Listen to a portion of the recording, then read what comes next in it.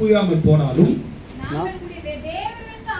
நாங்கள் உடைய தேவர்களுக்கு ஆராதனை செய்வதில்லை என்பது உமக்கு தெரிந்திருக்க கடவுது. ஆமென் சொல்லுங்க. நமக்கு அதாவது இந்த உலகத்துல இருக்கிற நம்ம பாக்குற மற்றவங்க எப்படி பாக்குறாங்க, எந்த விதத்துல பாக்குறாங்க? இவங்க கர்த்தரை ஆராதிக்கிறவங்க, இவங்க இயேசுவை ரொம்ப நேசிப்பாங்க. இவங்க நேசம் யார் மேல இருக்கும்? இயேசு மேல இருக்கும். இயேசு மேல நேசம் இருக்கிறதுனால அவங்க ஞாயிற்றுக்கிழமை என்ன செய்ய மாட்டாங்க? கல்யாண வீடு கூப்பிட்டா வரமாட்டாங்க. ஆனா நம்ம ஞாயிற்றுக்கிழமை கல்யாணம் வச்சா அப்பாடா இன்னைக்கு சமைக்கிற வேலை மிச்சம், நல்ல கறி சோறு போட்டுருவாங்கன்ட்டு ஆராதனையாவது கிளம்பிடுவோம். என்ன வாஞ்ச இருக்கு? என்ன வாஞ்ச இருக்கு? எப்படி கர்த்தர் உங்களை விடுதலை ஆக்க முடியும்? விடுதலை கூட்டத்தில் வந்து உட்கார்ந்து ஏதோ வசனத்தை கேட்டு போனதுனால கர்த்தர் விடுதலை கொடுக்க மாட்டார். நாம அவருடைய நாமத்தின் மேல, அவர் மேல, அவருடைய செய்கைகள் மேல வைக்கிற அந்த வாஞ்சை, அன்பு நம்மளை விடுதலை ஆக்கும். பூரண அன்பு பயத்தை புறமே தள்ளும் என்று வேதம் சொன்னது. யோவான்ல வாசிக்கிறோம். யோவான் 4:18 வாசிக்கிறோம். பூரண அன்பு பயத்தை புறமே தள்ளிவிடும். அப்போ நல்லா கவனிங்க. அந்த பையன் எவ்வளவுதான் ஒரு அரட்டினாலும் இது பண்ணாலும் மிரட்டினாலும் ஓடி ஆடிட்டு இருக்காங்கன்னா அவங்க தாத்தா மேல அவனுக்கு என்ன இருக்கு? ஒரு நம்பிக்கை. தாத்தா என்ன பண்ணாலும் நம்மளை என்ன செய்ய மாட்டாரு? அடிக்க மாட்டாங்க. உங்களுக்கு அப்படி ஒரு நம்பிக்கை இருக்கு. ஏசு நம்ம எப்படி இருந்தாலும் என்ன செய்ய மாட்டாரு? அவங்களெல்லாம் மன்னிச்சிருவாரு. 7 நீதிமான் 70 முறை விழுந்தாலும் வந்து கையை பிடிச்சி தூக்கி கொண்டு போயிடுவாருன்னு நினைச்சுக்கிட்டு நம்ம வாழ்க்கை வீணா போயிட்டு இருக்கோம், விடுதலை இல்லாம இருக்கும். நல்லா கவனிங்க. உங்க வாழ்க்கையில என்றைக்கு நீங்க விடுதலையாய் கர்த்தரை ஆராதிப்பதற்கு உங்களை அர்ப்பணிக்கிறீங்களோ அன்னைக்கு உங்க வாழ்க்கை ஒரு பெரிய விடுதலை. விடுதலை கூட்டம்லாம் தேவையில்லை.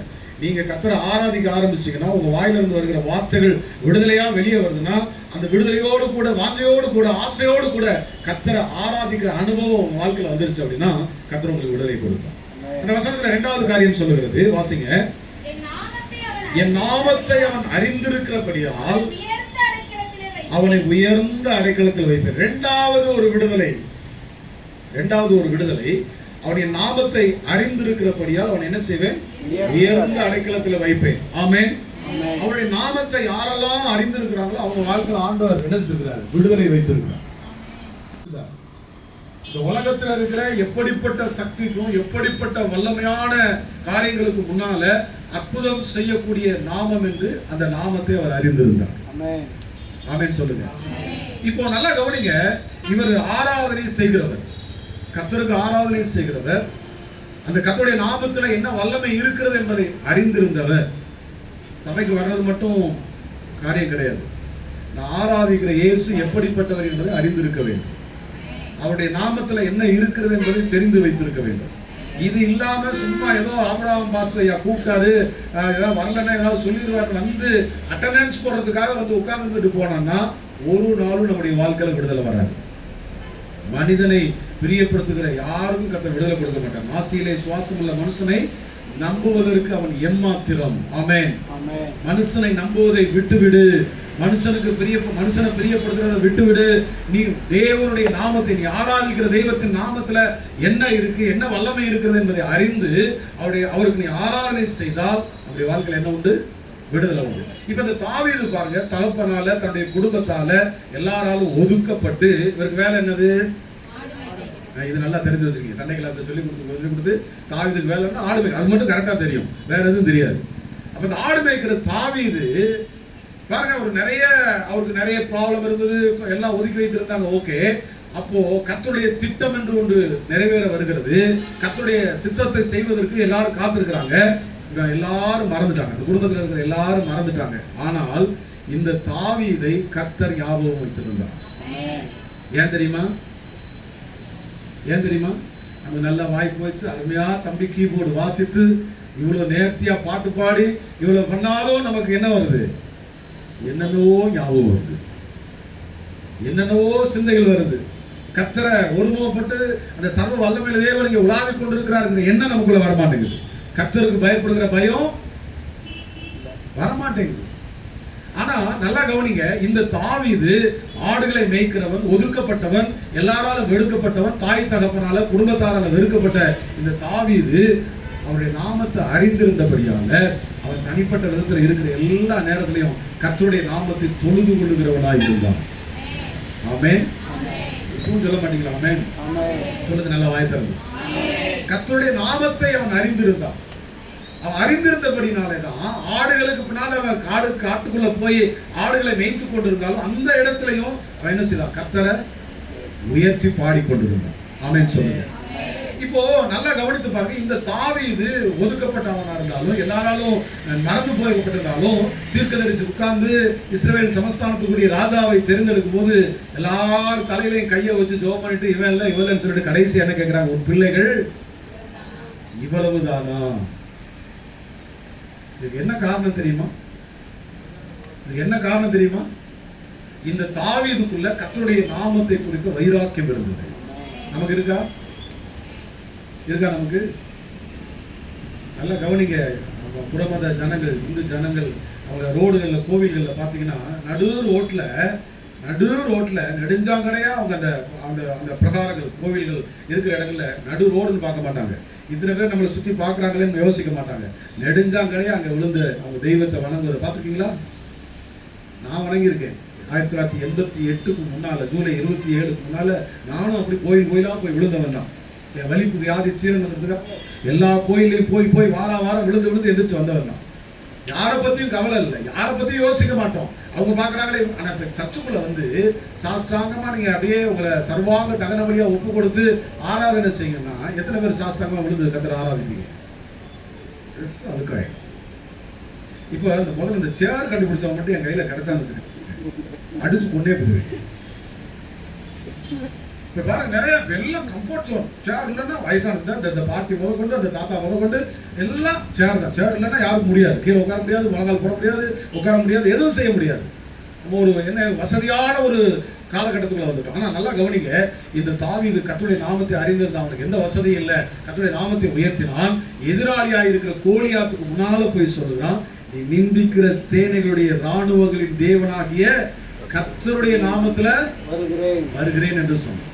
அப்ப நீங்க ஆண்டவருடைய நாமத்தை அறிந்திருக்கீங்களா? நீங்க ஆராதிக்கிற தெய்வம் எப்படிப்பட்டவர், எப்படிப்பட்ட கோலியாத்துடைய வல்லமை உங்க வாழ்க்கையில உங்க உயர்வை தடை பண்ணி கொண்டிருந்தாலும், உங்க மேன்மையை அதை விடுதலை பண்ணாதபடிக்கு கட்டி வைக்கப்பட்டிருந்தாலும், அதுல விடுதலை வேண்டும் என்று சொல்லி கர்த்தருடைய நாமத்துக்கு வைராக்கியமா நீங்க நிற்பீங்கன்னு சொன்னா, நீங்க இருக்கிற இடத்துல, வீட்டுல, வேலை பார்க்கிற இடத்துல, படிக்கிற இடத்துல, உங்க குடும்பத்துல, அக்கம் பக்கத்துல கர்த்தருடைய நாமத்துக்கு மகிமையா சாட்சியாய் நீங்க கர்த்தரை வைராக்கியமா பற்றி கொள்கிறவங்களா இருப்பீங்கன்னா உங்களை பார்க்கிறவங்க ஆண்டோடைய நாமத்தை மகிமைப்படுத்துவாங்க.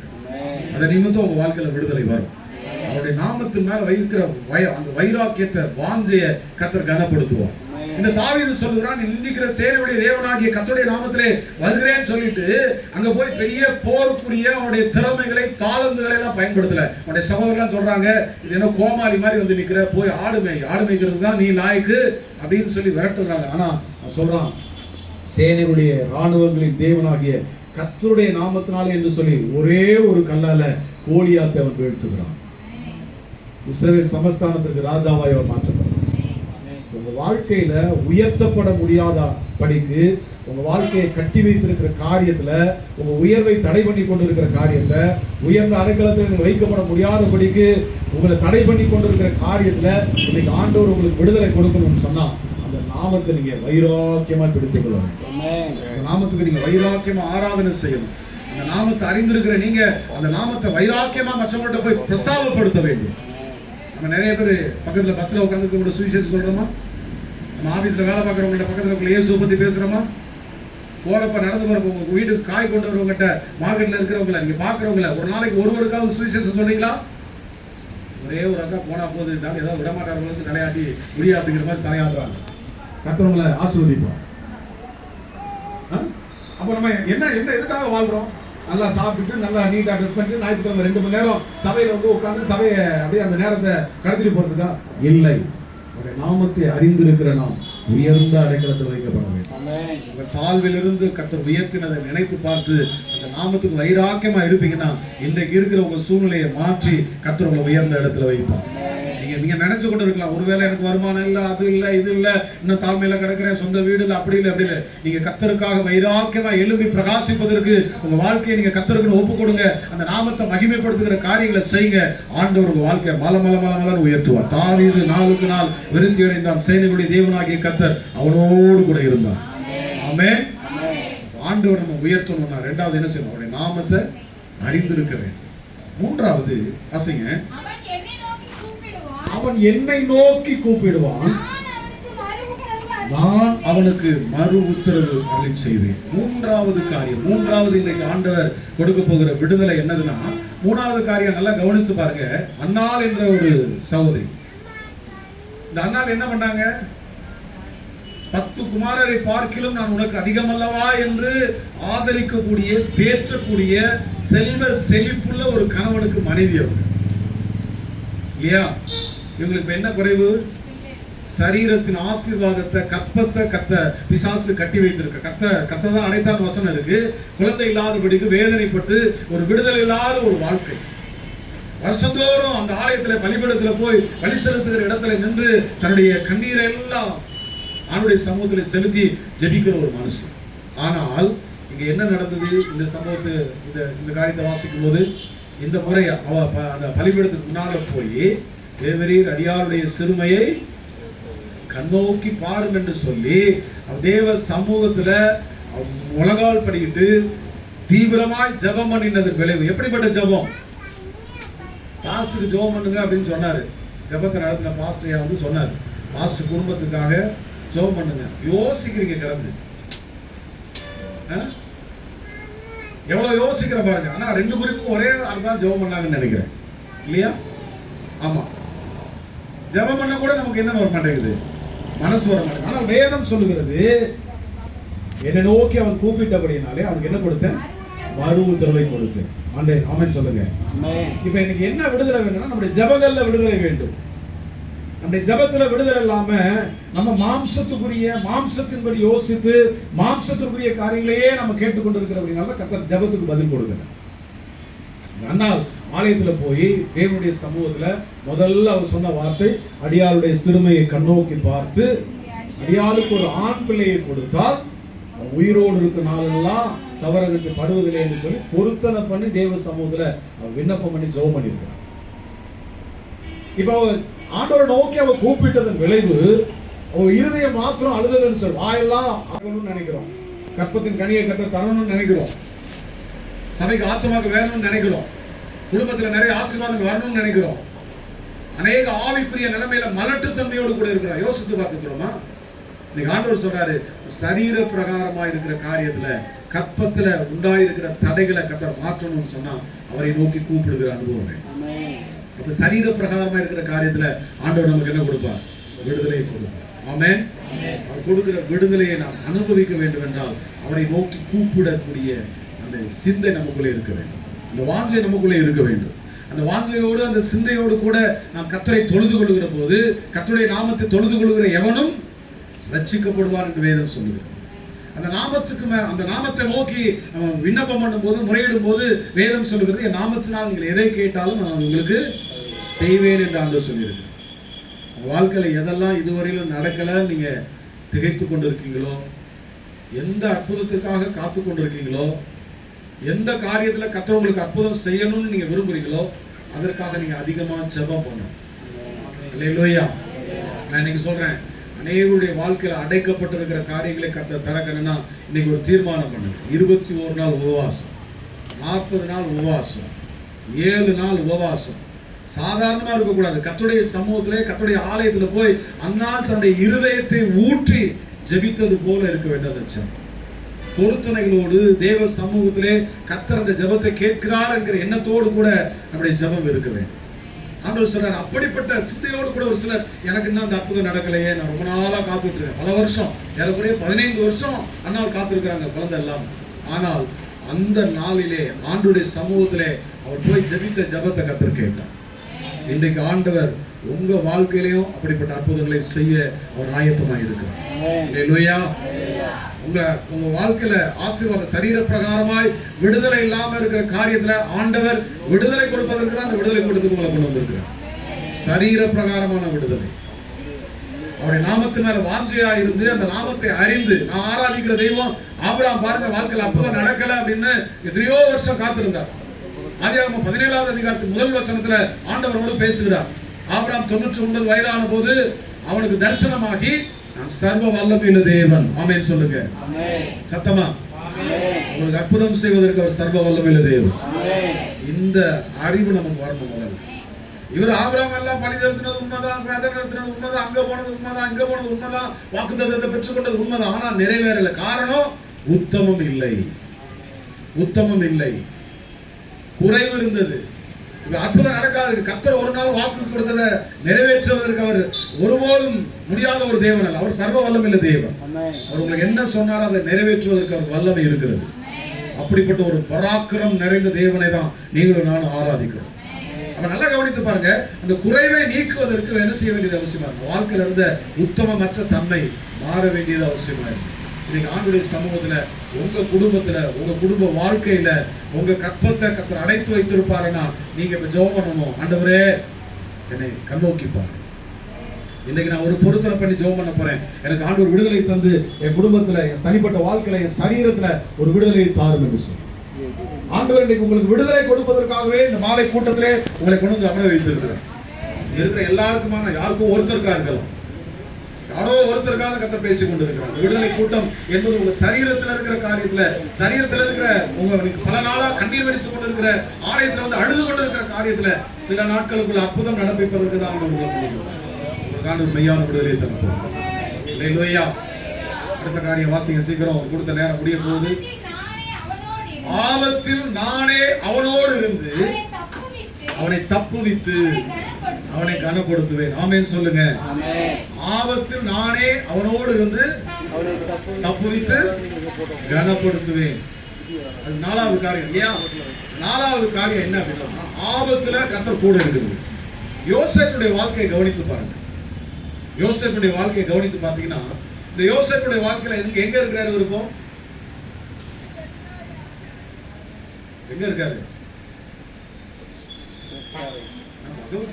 விடிய விடிய பைபிளை படிச்சுட்டு விடிஞ்சதுக்கு அப்புறம் ஆபிரகாமுக்கு சாரா சித்தியான்னு கேட்டாங்க. அந்த கதையால இருக்கு கதை. எகிப்து என்ன வந்தாரு? ராஜாவா இருந்தாரு, அடிமையா இருக்கிறாரு, அடிமையா இருக்கிறாரு. ஆனா அதுக்கு முன்னாடி நல்லா கவனித்து பாருங்க, இந்த அடிமைத்தனத்திற்கு போவதற்கு முன்னால இவர் எப்படி இருந்தாரு?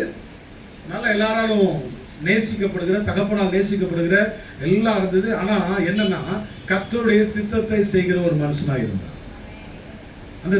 அந்த காரியங்களை, தரிசனங்களை விளக்கக்கூடிய கிருபையை கர்த்தருக்கு கொடுத்திருந்தார். கூட இருந்தவங்களுக்கு என்ன வந்துருச்சு? நீ கிரேஸ் தான் இல்லையா மீட்டிங் நடத்த விட்டுருவோமா நாங்க? தீர்க்க தரிசனம் வியாக்கியானம் பண்ற, விடுதலைக்கா கூட்டம் நடத்துற அப்படின்னு நிறைய பேர் நமக்கு முன்னால சுத்திக்கிட்டே கிடக்கும். ஆனாலும் விடக்கூடாது. கர்த்தர் பாருங்க, இந்த யோசேப்புடைய வாழ்க்கையில அப்படி சொந்த சகோதரர்களே பகைத்து அவனை கொண்டு போய் என்ன செஞ்சிட்டாங்க? சுருக்கமா சொல்றேன், குழிக்குள்ள போட்டான். குழிக்குள்ள போட்டு அதோட முடிஞ்சா? உங்க வாழ்க்கையில நாங்களும் குழிக்குள்ள விழுந்த மாதிரி தான் இருக்கு பாஸ்டர். விழுந்து போய் தான் கிடக்குறேன், எந்திரிச்சு வந்துடலான்னு பாக்குறோம், வரவே முடியல அப்படின்னு நீங்க சொல்லுவீங்கன்னா, உங்களை விடுதலை ஆக்கிறதுக்கு ஒருத்தர் இருக்கும், வச்சிருப்பாரு ஆண்டவர். இன்னைக்கு அந்த விடுதலையை கொடுக்க போகிறேன். அந்த விடுதலையை கொடுத்து அடுத்து என்ன நடக்குது? அங்கே இருந்து விடுதலையாகி பரவாயில்ல, அப்படி தப்பிச்ச பொழத்தன் வெளியில வந்தா எங்க கொண்டு போயிட்டாங்க? அடிமையா கொண்டு போயாச்சு.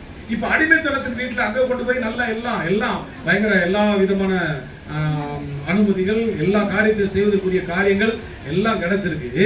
ஆனால் அங்க ஒரு பெரிய ஆபத்து காத்திருக்கு. என்ன ஆபத்து? போத்திபாவுடைய மனைவி என்ன சொல்றாங்க? தப்பு பண்ணலான்றாங்க. நான் சொல்றேன், இப்ப நமக்கு எல்லாருடைய கையிலும் ஒரு போத்திபா இருக்கு. போத்திபாவுடைய மனைவி இருக்கா? ஒரு பிரசங்கியார் சொல்லியிருக்காரு. அது சொல்லுதான், என்னை வந்து கட்டிக்கோ அப்படின்னு கூப்பிடுவோம், என்னை வந்து தரவு அப்படின்னு சொல்லுவான். எத்தனை பேர் எப்படி இழுக்கிறீங்களா? முன்னால இழுக்கிறீங்களா செல்போனு? அதான் போத்திபார் மனைவி. அவர் அழகா சொல்லியிருக்கிறார். அது திடீர்னு ஒரு சத்தம் கிடைச்சா எல்லாத்தையும் பைபிள் வாசிக்கிறதா, ஜெபம் பண்றதாவது, எல்லாத்தையும் தூக்கி போட்டு அதுதான் எடுத்து முதல்ல பார்க்கறது. இப்ப நிறைய கொடுமை என்னன்னா, பாட்டு பாடுறதுக்கு, பைபிள் வாசிக்கிறதுக்கு, பிரசங்கம் பண்றதுக்கு எல்லாத்துக்கும் அந்த சனியை முடிச்சதை தான் அசமா போன அந்த செல்போனை தூக்கி தான் நிக்கிறாங்க எல்லாரும். ரொம்ப வருத்தம். எங்க சத்துல 2-3 போனை உடைச்சிருக்கேன். சொல்லி பார்த்தேன். அவர் ரொம்ப திமுறா வீராப்பா அவர் தூக்கிட்டு வந்தாரு. அப்படியே வாங்கினேன், ஒரே போடு கீழே பலிபீடம் பரிசுத்தமான. ஆனா நமக்கு அதை பத்தி அறிவு இல்லை. நல்லா கவனிங்க, இந்த போத்திபாவுடைய மனைவி அதிகாரத்தில் இருக்கிறவர் சொல்றா, நீ வந்து என் கூட நீ தவறு செய்ய, நான் உனக்கு ஒன்றும் உறுதி வராது, உனக்கு இன்னும் மேன்மை வரும் அப்படின்னு சொன்னோன்னே அவர் செய்த காரியம் என்ன சொன்னாரு? அப்படியா? அப்படி கொண்டா திருநெல்வேலியில் பெரிய ஒரு பிளாட் கொடுத்துருவீங்களா? உங்க பணத்துல ஏதாவது ஒரு 2 கட்டு கொடுத்துருவீங்களா அப்படின்னா கேட்டாரு. என்ன கேட்டாரு? என்ன சொன்னாரு? தேவனுக்கு பைபிள் வாசிக்கிறீங்களா இல்லையா? தேவன் அருவருக்கிற அந்த காரியத்தை நான் எப்படி சொன்னாரா இல்லையா? ஹலோ, சொன்னாரா இல்லையா? தேவனுக்கு விரோதமாய் பாவம் செய்வது எப்படி கேட்டாரா இல்லையா? ஏன் இப்படி பாக்குறீங்க எல்லாரும்? கேட்டாரா இல்லையா? அப்ப ஏதோ சிக்கல் இருக்குன்னு அர்த்தம். இது பேசணும்னு நிறைய பேர் சீரியஸா மாறிட்டீங்க. ஏதோ அடிமைத்தனம் இருக்குன்னு நினைக்கிறேன்.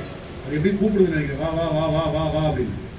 இன்னைக்கு மனம் திரும்பி உங்க வாழ்க்கையில வருகிற ஆபத்துக்கள்ல உங்களை விடுதலையாக்கி, உங்களை மேன்மைப்படுத்தி, உயர்த்தி, எந்த இடத்துல நீங்க அவமானப்படுத்தப்பட்டீங்களோ, எந்த இடத்துல சிறையின் அனுபவத்துக்குள்ள இருந்தீங்களோ, எந்த இடத்துல தலை குனிந்து போய் கிடந்தீங்களோ, எந்த இடத்துல அடிமைத்தன வாழ்க்கை வாழ்ந்து கொண்டிருந்தீங்களோ, அந்த இடத்துல கர்த்தர் உங்களை உயர்த்தி உங்களை ஆசீர்வதிக்கணும். எனக்கு அடுத்த நிலைமை உனக்கு அப்படின்னு சொல்லி ராஜா சொல்லக்கூடிய மேன்மை உங்க வாழ்க்கையில வரணும்னு சொன்னா, தேவனுக்கு விரோதமாய் பாவம் செய்வது எப்படி?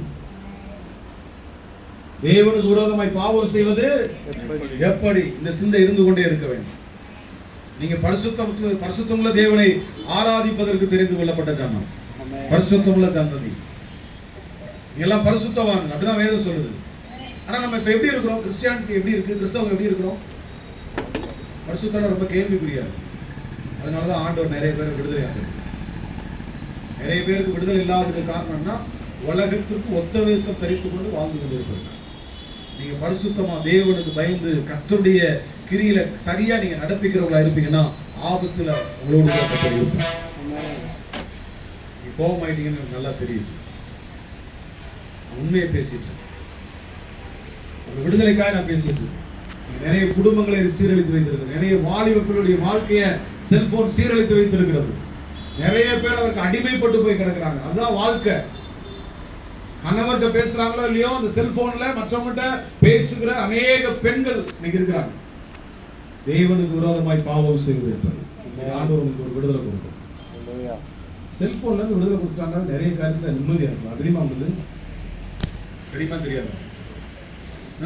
நீங்க சொல்லுங்க, நீங்க போகும்போது மீட்டிங் முடிக்கும் போது எந்த விடுதலைக்காக ஜோம் பண்றீங்களோ இல்லையோ, செல்போன்ல இருந்து எனக்கு விடுதலை வேணாம் அது வரைக்கும் ஜோம் பண்ணுங்க. ஆண்டவருக்கு ஆசீர்வதிப்பார். இந்த சனியனை தூக்கி போட்டீங்கன்னா நீங்க வாழ்க்கையில உருப்பலாம். அதுக்கு எப்ப பார்த்தாலும் அதை தூக்கிட்டு அலைஞ்சு அதை முக்கியப்படுத்தக்கூடாது.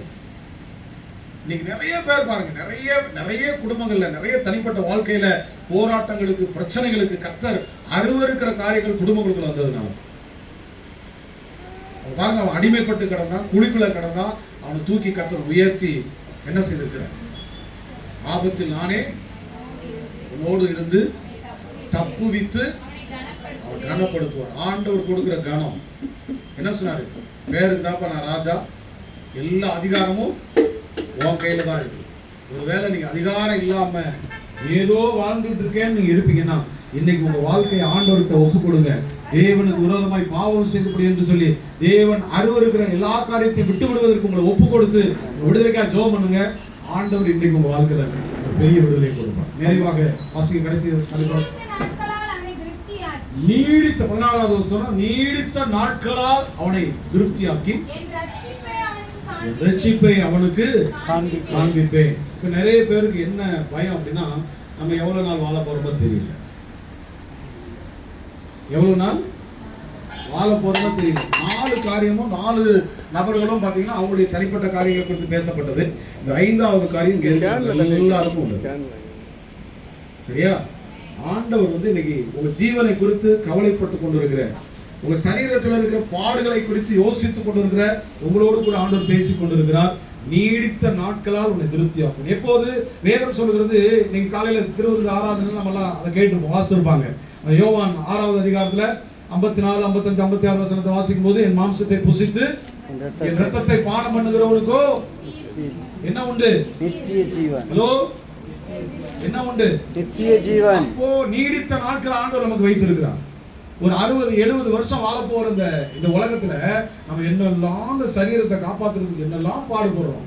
ஃபேர் அண்ட் லவ்லி என்ன, பான்ஸ் பவுடர் என்ன, ஹமாம் சோப் என்ன, சிந்தால் சோப் என்ன, அது என்ன இது என்னன்னு வாங்கி நாத்தம் அடிச்சாலும் பரவாயில்ல, காலையில் ஒரு தடவை சாயந்தரம் ஒரு போட்டு என்னத்தையாவது. என் கல்யாணத்துக்கு ஒரு பெரிய கொடுமை நடந்துச்சு.